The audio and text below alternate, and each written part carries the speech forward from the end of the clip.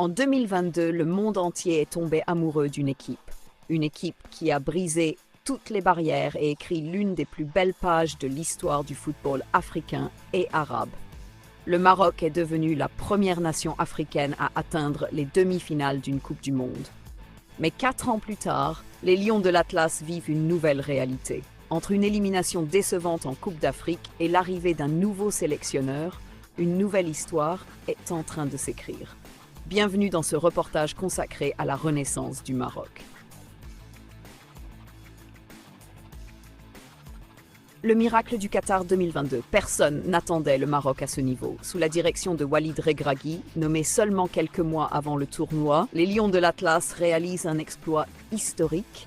Ils terminent premiers de leur groupe devant la Belgique et la Croatie, puis ils éliminent successivement l'Espagne au tir au but et le Portugal grâce au but historique de Youssef En-Nesyri.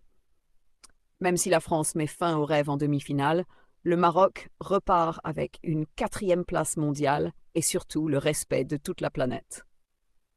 Des joueurs comme Achraf Hakimi, Sofiane Amrabat, Yassine Bounou ou Azzedine Ounahi deviennent des héros nationaux. Une Coupe d'Afrique qui laisse un goût amer. Après l'euphorie de 2022, la pression devient immense. Le Maroc arrive à la CAN avec l'étiquette de favori. Mais cette fois, les attentes sont énormes. Les Lions de l'Atlas quittent la compétition beaucoup plus tôt qu'espéré, provoquant une immense déception dans tout le pays. Cette élimination relance les débats sur le style de jeu, le renouvellement de l'effectif et la capacité de l'équipe à confirmer son nouveau statut parmi les grandes nations. La fin d'un cycle. Après plusieurs années à la tête de la sélection, l'aventure de Walid Regragui prend fin.